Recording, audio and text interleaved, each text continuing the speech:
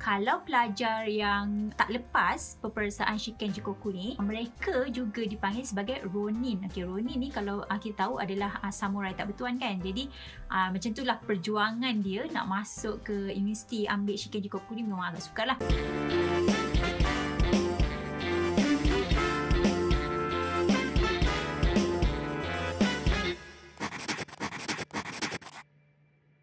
Hello, Assalamualaikum warahmatullahi wabarakatuh. So hari ni saya nak bercerita mengenai peperiksaan UPSR. Okey, sejak akhir-akhir ni memang kecoh lah mengatakan bahawa peperiksaan UPSR akan dimansuhkan setelah 33 tahun peperiksaan ini dijalankan. Okey, ini dilakukan untuk menghentikan generasi exam oriented bagi menghasilkan generasi yang boleh berfikir secara kritis dan kreatif. Okey, secara jujurnya personally saya rasa memang agak sedih sikit lah sebab saya sendiri sebenarnya lahir daripada generasi exam oriented. Okey, daripada UPSR, PMR, SPM, A-level hingga ke peperiksaan di universiti. Okey, kalau kita lihat sistem pendidikan ataupun sistem peperiksaan di Jepun, okey, memang benar mungkin ramai yang dah tahu bahawa dekat Jepun ni memang tak ada peperiksaan dilakukan bagi pelajar berumur sehingga 10 tahun, bermakna pelajar sehingga 9 tahun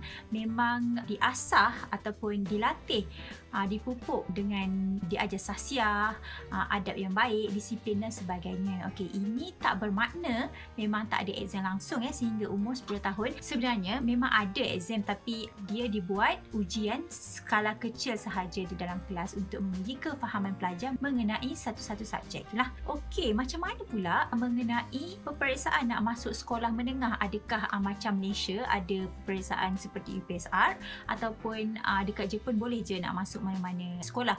Okey, sebenarnya dekat Jepun, di Jepun juga ada sekolah menengah yang berprestasi tinggi atau berprestij lah, atau kalau macam dekat Malaysia boleh dikatakan macam setara dengan SBP atau MRSM. Dekat Jepun pun ada sekolah-sekolah sedemikian.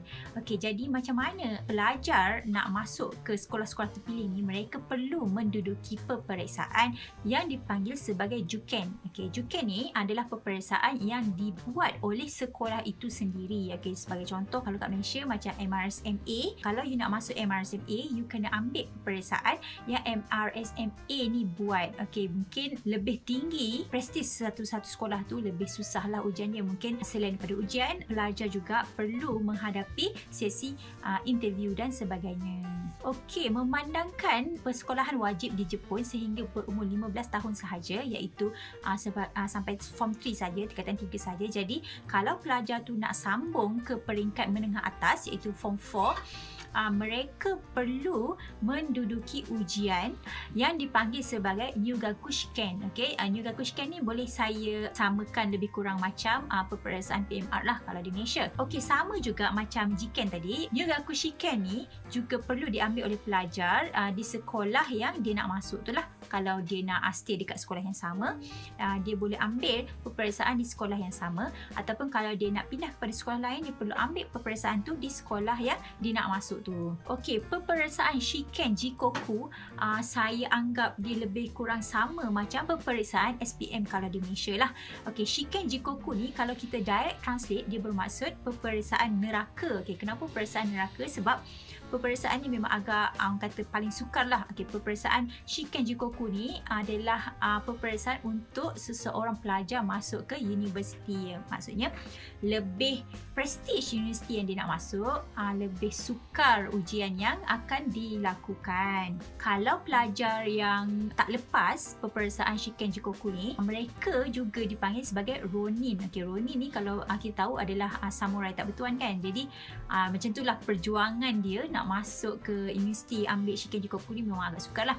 Kalau dia fail ataupun gagal pada tahun tersebut, pelajar tersebut perlu menunggu ke tahun seterusnya untuk mengambil semula Shiken Jikoku ni. Sebab tu biasanya pelajar-pelajar Jepun ni memang orang kata gambatai lah, memang bersungguh-sungguh study untuk lulus dalam peperiksaan Shiken Jikoku untuk masuk ke universiti. Okey, kesimpulannya, okey, dekat Jepun ni memang ada peperiksaan, tapi peperiksaan ni dia tak standard lah satu negara, and dia lebih fleksibel. Okey, maksudnya untuk pelajar yang target tinggi, dia boleh ambil lah peperiksaan tu untuk pelajar yang target biasa-biasa je.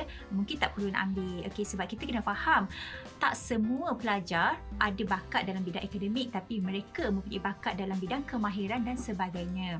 Okey, walau apa pun, bagi saya sendiri, saya bersetuju bahawa peperiksaan ni memang sangat penting untuk menguji kefahaman pelajar untuk ke peringkat seterusnya.